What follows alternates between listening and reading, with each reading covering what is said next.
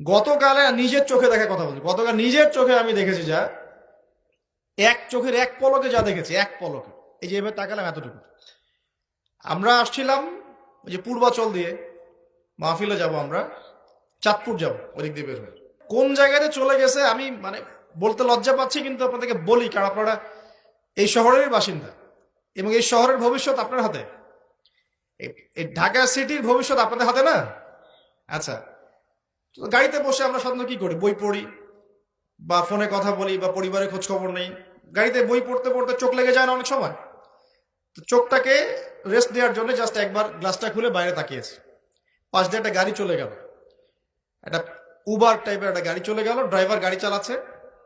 পিছনের সিটে, আপনার শহরের অবস্থা বলছি, পিছনের সিটে আমি দেখলাম যে একটা ছেলে এভাবে বসে আছে, আমি যেভাবে বসে আছি, আর একটা মেয়ে তার উপরে উঠে বসে আছে ওপেন রাস্তার মধ্যে। এটা আপনাদের শহর। আমি যে বলি যে কিয়ামতের যত সায়েন্স গুলো আছে, নিদর্শনগুলো, সেগুলো মোটামুটি প্রকাশ পেয়ে গেছে সব শহরগুলোতে, আপনারা তো বিশ্বাস করতে চান না। নবীজি এটার কথাই বলছিলেন হাদিসে যে কিয়ামত ততদিন পর্যন্ত হবে না যতদিন পর্যন্ত মানুষ গরু গাধার মতো রাস্তাঘাটে জেনা করবে না। স্পষ্ট হাদিস আছে, কিয়ামত ততদিন পর্যন্ত হবে না যতদিন পর্যন্ত মানুষ গাধার মতো রাস্তাঘাটে জেনা করবে না। এগুলো জেনা না? জেনা মানে কি শুধু ওই সেক্সুয়াল শারীরিক সম্পর্কই জেনা? দেখেন, ফ্ল্যাটে ফ্ল্যাটে জেনা হচ্ছে এখন, ফ্ল্যাটে ফ্ল্যাটে জেনা, মাদকদ্রব্য সেবন করছে, ধনির দুলাল, কোনো খবর নাই। একটা অসুস্থ প্রজন্ম তৈরি করছে আমরা, জানেন? এই প্রজন্মের ছেলেরা নাস্তা করে 12টা-1টার দিকে, দুপুরে এদের রাত হয় 12টা-1টা পর্যন্ত, ঘোরাফেরা করে, ফজরের নামাজের সময় ঘুমায়। ফজর নামাজটা পড়ে ঘুমায় না, কিন্তু ফজর নামাজের সময় ঘুমায়। উঠে দেখবেন 12টা-1টায় নাস্তা করে, 12টা-1টার দিকে। এরা সালাম দিতে লজ্জাবোধ করে, এরা সালাম দিলে লজ্জা পায়, পিতাকে সালাম দিতে লজ্জা পায়।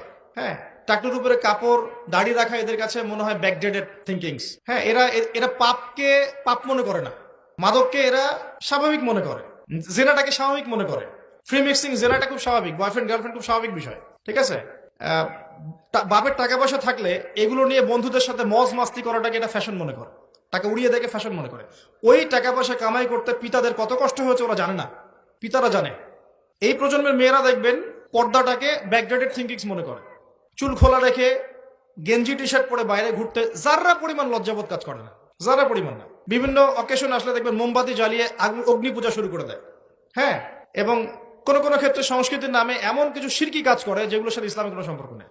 এরা জীবনে প্রতিষ্ঠিত হওয়াকে, বাইরে একটা ডিগ্রি সার্টিফিকেটকে নাজাতের ওসিলা মনে করে ফেলে। নামাজ, রোজা, হজ, যাকাত, ইসলামিক কালচারগুলা তাদের কাছে মনে হয় এগুলো শেষ বয়সের কাজ, এই বয়সে কোনো দরকার নেই। আমরা একটা অসুস্থ প্রজন্ম তৈরি করে যাচ্ছি।